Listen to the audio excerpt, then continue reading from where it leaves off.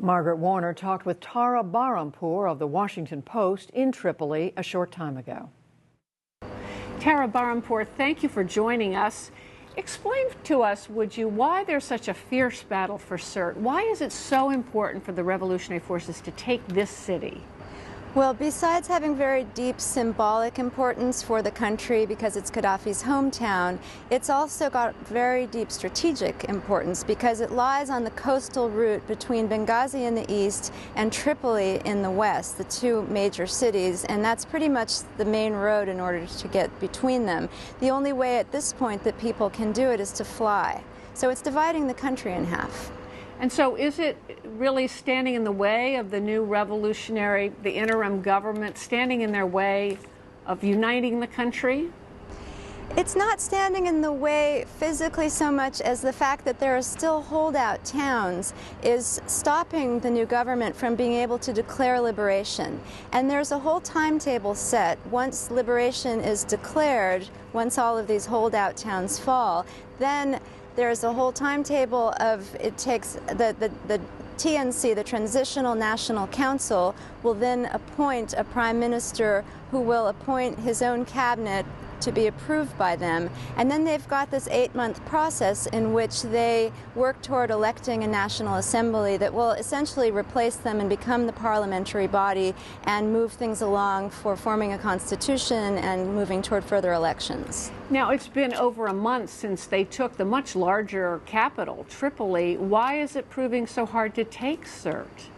There are different theories as to that. There may be very important Gaddafi family members in Sirte and in Bani Walid, which is the other town that's being contested.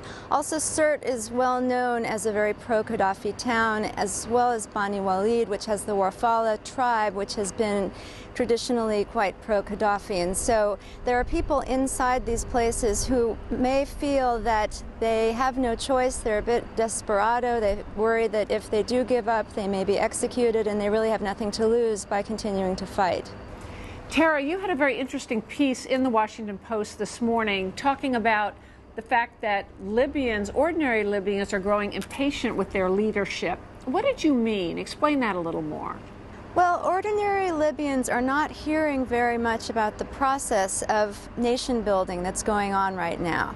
And part of the reason for this is because there is some chaos within that process. Libya is basically a country that was left without any institutions. Unlike Egypt and Tunisia, Libya has no real army to speak of. Libya has no parliamentary body. Many of its institutions are just in complete disarray.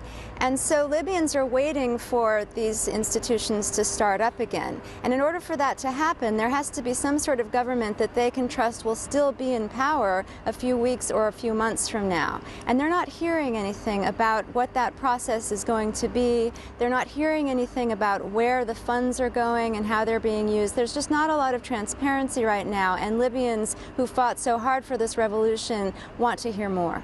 And how much of an obstacle do the revolutionary forces think it is that Gaddafi is still at large? Where are they, and where are they looking for him? It depends on who you ask. There are people who say that we need to stop thinking about Gaddafi, we need to move on, we need to start building things. There are others who say, well, we really can't declare liberation until everything is liberated, and they're hoping that within that liberation, Gaddafi will be found. Now, there's no telling whether Gaddafi is still in the country or not, but the governing council at the moment seems to feel that he and/or a couple of his sons are still in some of these holdout towns. All right. Well, Tara Barhampour, thank you so much for joining us. Thank you.